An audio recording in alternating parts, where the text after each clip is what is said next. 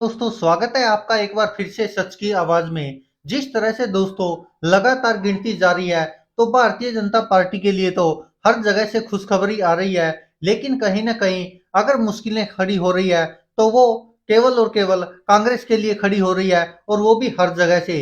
हालांकि दोस्तों कांग्रेस को उम्मीद नहीं थी कि तीनों राज्यों में इतनी बुरी दुर्गति हो जाएगी कांग्रेस की, वो चाहे छत्तीसगढ़ हो, मध्य प्रदेश हो या फिर राजस्थान हो। लेकिन कांग्रेस की दुर्गति होती दिखाई दे रही है, जो अब तक रुझान सामने आए हैं। अभी आप देख सकते हैं दोस्तों कि लगभग 12 सवा 12 बजे का टाइम हो गया है, लेकिन अब तक कांग्रेस के लिए केवल तेलंगाना को छोड़कर बाकी तीनों राज्यों से बुरी ही खबर आई है। हालांकि कांग्रेस को ये उम्मीद नहीं थी। हालांकि अब हो सकता है कि कांग्रेस के नेता भारतीय जनता पार्टी पर ईवीएम हैक करने का आरोप लगाए, लेकिन कहीं ना कहीं एक बार ये तो स्पष्ट हो गया कि जो एग्जिट पोल दिखा रहे थे ज्यादातर, वो लगभग अब रुझानों में तब्दील होता दिखाई दे रहा है। और जिस तरह से अगर यही निर्णय साबित होते हैं, तो भारतीय जनता पार्टी के लिए सभी राज्यों से खुशखबरी है, लेकिन कांग्रेस के लिए सब राज्यों से दुख भरी खबर है। जी हाँ दोस्तों, राजस्थान में भी कांग्रेस बुरी तरह पिछड़ती नजर आ रही है, और मध्य प्रदेश में भी कांग्रेस बुरी तरह पिछड़ती नजर आ रही है, और छत्तीसगढ़ में भी कांग्रेस पिछड़ती नजर आ रही है।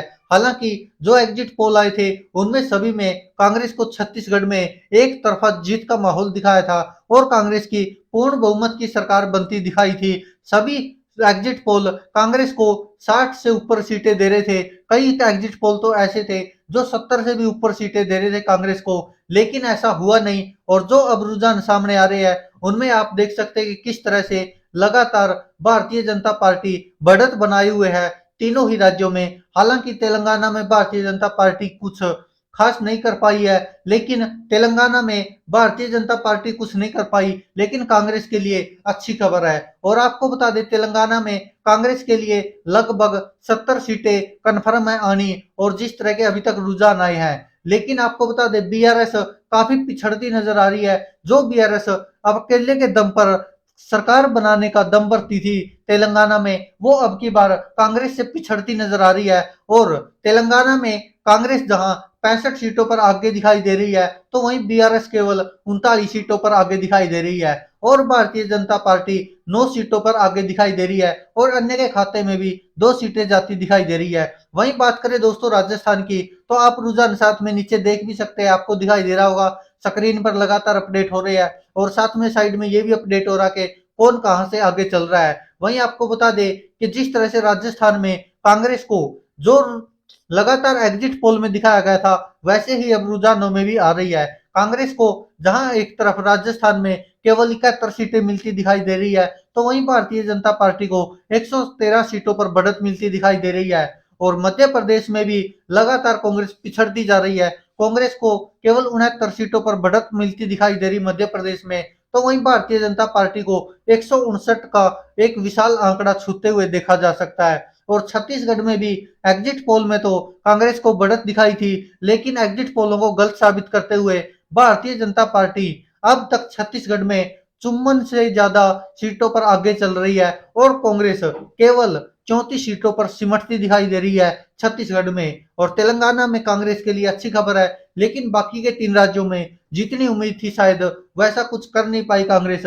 हालांकि हो सकता कि अब ईवीएम हैक वगैरह के आरोप लगे, लेकिन इतना तो तय है कि अब भारतीय जनता पार्टी ने हर जगह से कांग्रेस को पछाड़ दिया है।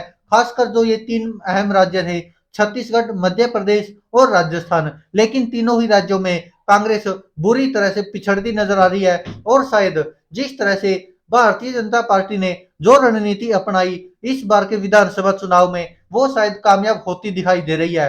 क्योंकि भारतीय जनता पार्टी लगातार धार्मिक मुद्दे उठाते हैं, तो कांग्रेस ने अब की बार ओबीसी का मुद्दा उठाया, जातीय जनगणना का मुद्दा उठाया, लेकिन शायद वो भी कांग्रेस के काम नहीं आया, और कांग्रेस का बुरा हाल होता दिखाई दे रहा है मध्य प्रदेश, छत्तीसगढ़ और राजस्थान में। हालांकि तेलंगाना में कांग्रेस के लिए अच्छी खबर है, और एक बार फिर से कांग्रेस ने सभी पार्टियों को पछाड़ते हुए वहां पर पूर्ण बहुमत की सरकार बना सकती है। लेकिन अकेले तेलंगाना से क्या होगा अगर मध्य प्रदेश, छत्तीसगढ़ और राजस्थान में जैसे रुझान आ रहे हैं, अगर यही निर्णयों में तब्दील हो गए, तो शायद कांग्रेस के लिए यह बहुत बुरी खबर होने वाली है।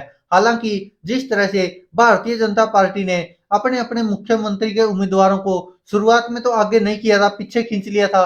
वो चाहे मध्य प्रदेश हो या फिर राजस्थान हो, राजस्थान में वसुंधरा राजे को पीछे खींच लिया था, मध्य प्रदेश में शिवराज सिंह चौहान को पीछे खींच लिया था। लेकिन ऐन वक्त पर जब चुनाव बिल्कुल सिर पर आ गए और 2-4 दिन रह गए थे, तब सभी मुख्यमंत्री के चेहरों को भी आगे कर दिया था।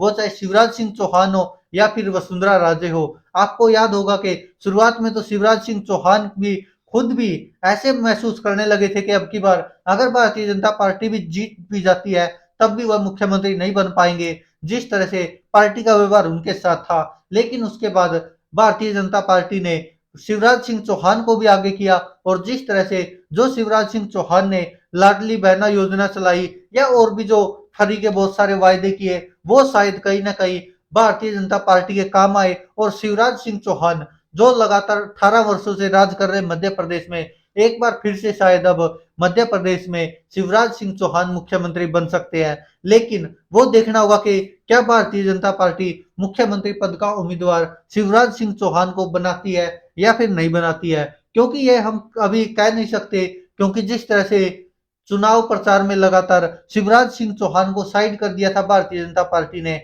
और राजस्थान में भी चुनाव प्रचार के दौरान वसुंधरा राजे को एक साइड कर दिया था भारतीय जनता पार्टी ने। लेकिन जब चुनाव बिल्कुल नजदीक आए, तो भारतीय जनता पार्टी ने सभी मुख्यमंत्री पद के जो उम्मीदवार थे या जो पहले मुख्यमंत्री रह चुके पूर्व में, उन सबको आगे कर दिया था। और शायद अब भारतीय जनता पार्टी को उसका भरपूर फायदा मिलता दिखाई दे रहा है। और यही कारण है कि राजस्थान, मध्य प्रदेश, छत्तीसगढ़, हर जगह भारतीय जनता पार्टी का भगवा लहरा रहा है और कांग्रेस बुरी तरह पिछड़ती नजर आ रही है। दोस्तों, आप क्या कहते हैं इस पर अपनी राय कमेंट बॉक्स में जरूर दीजिएगा। जिस तरह से राजस्थान में भारतीय जनता पार्टी 113 सीटों पर आगे चल रही है, कांग्रेस 71 सीटों पर आगे चल रही है, और अन्य के खाते में 15 सीटें जाती दिखाई दे रही है, जो अब तक के रुझान आए हैं। हालांकि मध्य प्रदेश में 159 सीटों पर आगे है, यह भारतीय जनता पार्टी के लिए एक बहुत बड़ा आंकड़ा है। हालांकि आपको याद होगा, भारत जोड़ो यात्रा हो या फिर वैसे भी रैलियां करने जाते थे राहुल गांधी, लगातार ओबीसी का मुद्दा उठाया, जातीय जनगणना का मुद्दा उठाया, आदिवासियों का मुद्दा उठाया। लेकिन कहीं ना कहीं उसके बावजूद भी भारतीय जनता पार्टी को पछाड़ने में नाकाम रही है कांग्रेस और पूरा कांग्रेस का प्रचार तंत्र। लेकिन आपको बता दें कि अब जिस तरह से मध्य प्रदेश में 159 सीटों पर भारतीय जनता पार्टी की बढ़त है, तो यह तो शायद भाजपा के नेताओं को भी उम्मीद नहीं थी कि इतना बड़ा परिणाम घोषित होगा। और जो एग्जिट पोल दिखा रहे थे, इंडिया टुडे का हो, न्यूज 24 का हो, वो लगभग सही साबित होते दिखाई दे रहे हैं। हालांकि छत्तीसगढ़ में कांग्रेस की सरकार दिखा रहे थे सभी एग्जिट पोल, और एक तरफा माहौल बता रहे थे। लेकिन भूपेश बघेल के लिए शायद वो बहुत बुरी खबर है। अब जिस तरह से छत्तीसगढ़ में लगातार कांग्रेस पिछड़ती जा रही है, कांग्रेस अभी देखिए लगभग 34 सीटों पर आगे चल रही है, लेकिन भारतीय जनता पार्टी उसकी तुलना में 54 सीटों पर आगे चल रही है। 20 सीटों की बढ़त है भारतीय जनता पार्टी के पास कांग्रेस से छत्तीसगढ़ में भी। तो आप समझ सकते कि कांग्रेस के लिए यह बहुत बुरी खबर है कि जिस राज्य में उनकी सरकार थी, कांग्रेस की सरकार राजस्थान में भी थी, छत्तीसगढ़ में भी थी। हालांकि चुनाव तो मध्य प्रदेश में भी जीते थे, लेकिन ज्योतिरादित्य सिंधिया ने कांग्रेस को तोड़कर भाजपा की सरकार बना दी थी। और यही कारण है कि अब भारतीय जनता पार्टी बढ़त में दिखाई दे रही हर जगह, और यह कहीं ना कहीं कांग्रेस के लिए बहुत बुरी खबर है। दोस्तों, आपको क्या लगता है कि जो रुझान अभी दिखाई दे रहे हैं स्क्रीन पर, क्या यही रुझान निर्णयों में तब्दील होंगे, और होंगे तो फिर कांग्रेस कहां मात खा रही है?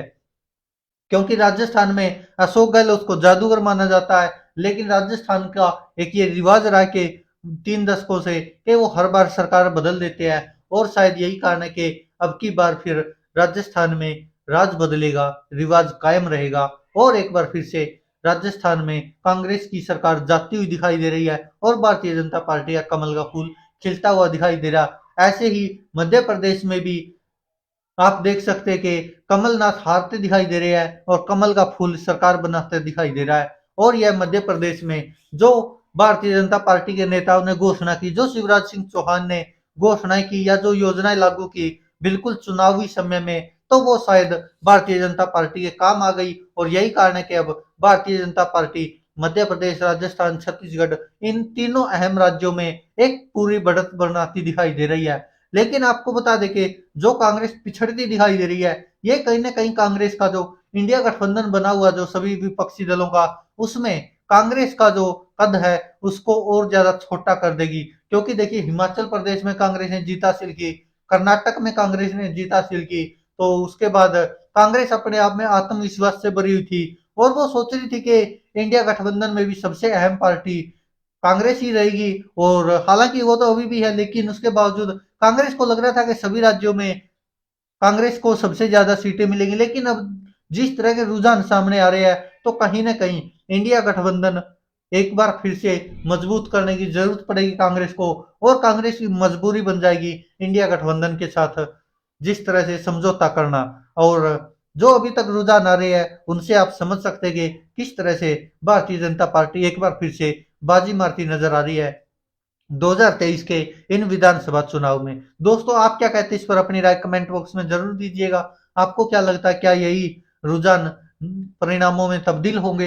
हालांकि अभी तस्वीर लगभग साफ हो ही गई है, और शायद अगर दो चार सीटों का फेरबदल होता है, ऊपर नीचे होती है कांग्रेस भाजपा की, तो कोई खास फर्क पड़ने वाला है नहीं, क्योंकि सभी जगह भारतीय जनता पार्टी ने काफी मार्जिन हासिल कर लिया है। दोस्तों आप क्या कहते हैं अपनी राय कमेंट बॉक्स में जरूर दीजिएगा। धन्यवाद दोस्तों, देखते रहिए सच की आवाज।